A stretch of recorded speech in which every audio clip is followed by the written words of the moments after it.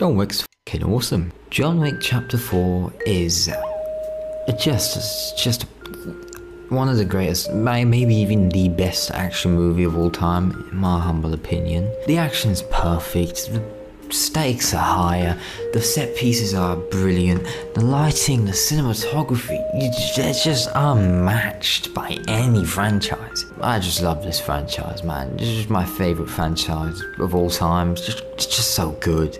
There's not one bad movie in this franchise. And minor spoiler alert. John Wick 4 starts off with him in the desert and he's riding a horse and shooting people. And he finds the newly appointed elder, because the old elder is dead. He asks for his ring back, he asks for some freedom, and it doesn't work out because, well, he's lost his ring and he ain't gonna get freedom. So he shoots the elder. Unintentionally, they give a very perfect send-off to Sharon. Very unintentionally, but it's a very perfect send-off because rest in peace, Lance, man, he's great. And John Wick, at the start of the movie, he thinks he can kill everyone, but then about 30 minutes in, you know, he realises that he can't kill everyone. And then the rest of the movie is him finding a way out, or killing his way out. There's probably a better way to say it. So the rest of the movie is basically he goes from point A to point B to point C to point D to point E to point C again, and he's just killing everyone, just trying to find a way out. And there's also this new guy called the Marquis de Cremont, which I think Bill Skarsgård is. I don't think he's the best villain, but god damn, I hated him, man. It's just he's so arrogant and snobbish and just full of himself.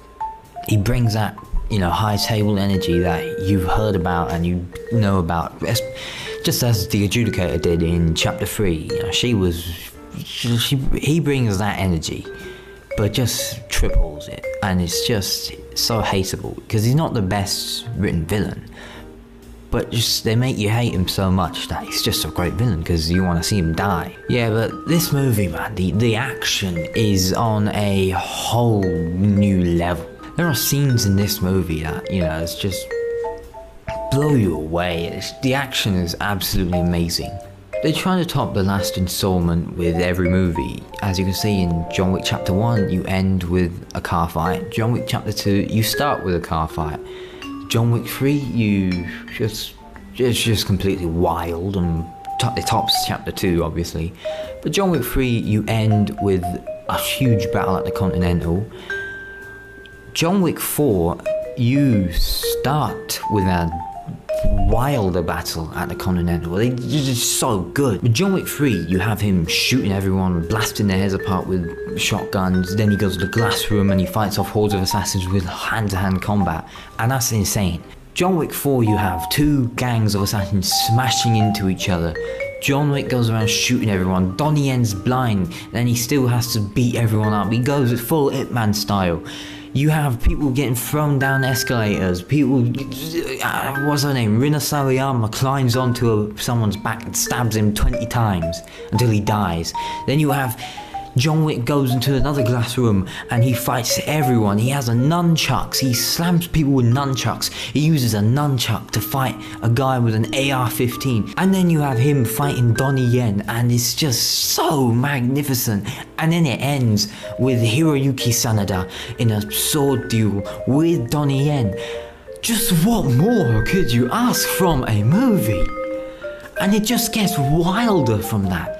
And it just goes to Berlin. He goes to Berlin to fight Scott Adkins in a fat suit, in a nightclub, and they're throwing axes. He's throwing axes, he's stabbing people, he's getting chucked off stairs, he's getting chucked off roofs, well, not roofs, chucked off floors, he's getting slammed, and he's punching and killing people in the water, and amazing music. It's just so heart-pounding.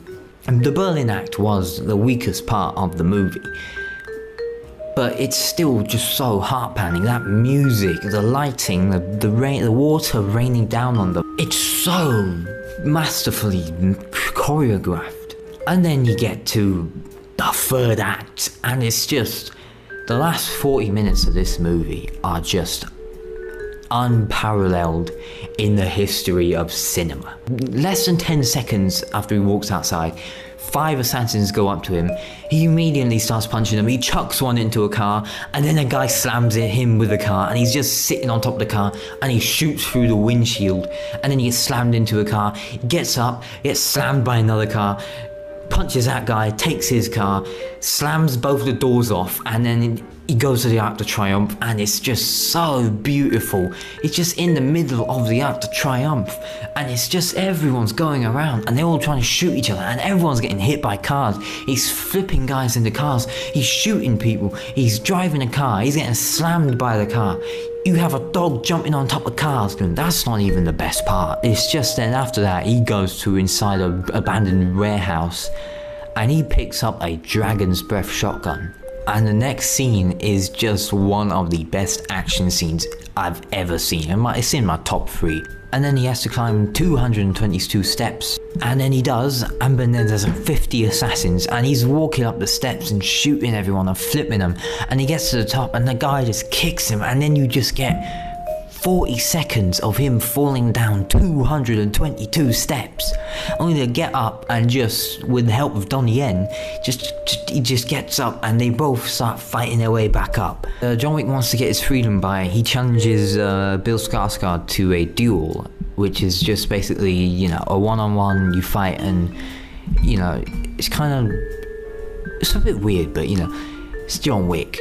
He challenges him to the duel, and if he wins the duel, he gets his freedom, and he leaves the assassin world forever. But you know, the Marquis is useless, so he forces Kane. You know, he forces Donnie Yen to fight instead of him. And then in the end, after they make it through that 20 minutes of just non-stop, pure beautiful action, you end with an absolute insane duel. Clint Eastwood would love that duel. It's just so beautiful.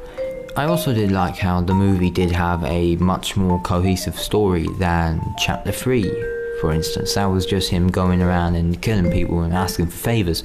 This movie has a clear story of him acknowledging the fact that he's not invincible. He goes on a journey to regain his freedom once and for all, instead of just killing as many people as he can, thinking he can win.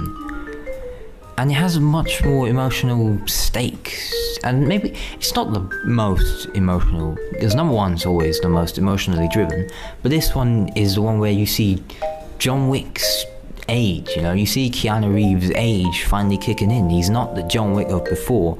He can't kill everyone. And this movie has to reconcile with that, and he fights like a smarter person. Though he does still tank everything, you know. He tanks bullets, he tanks cars, he tanks jumping out of a window. But even though all those injuries and bullets and cars he tanks through, you can still see that he's just past his prime, and he's just not what he used to be. And it's the most personal story. He finally realizes that he's old. He's getting old, he can't do this forever.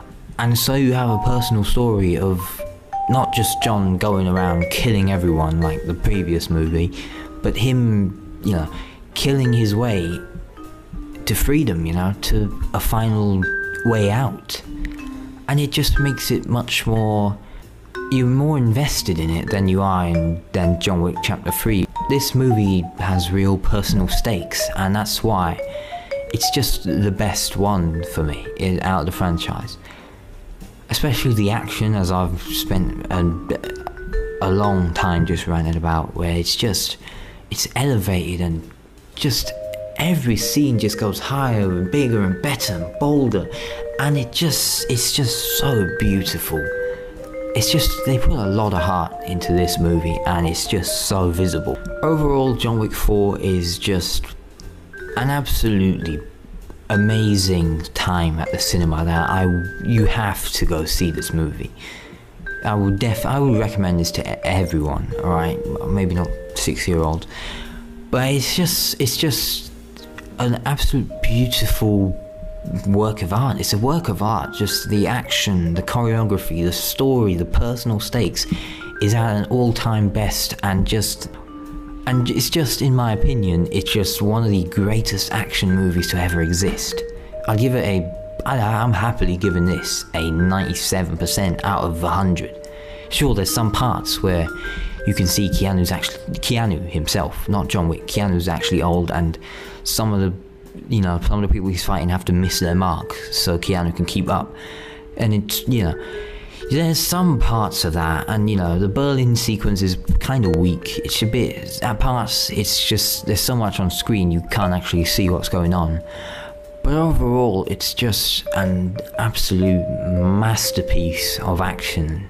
And this movie solidifies the John Wick franchise as one of, if not the greatest action franchise of all time. None of the movies are bad, they're all spectacular movies. That's basically it.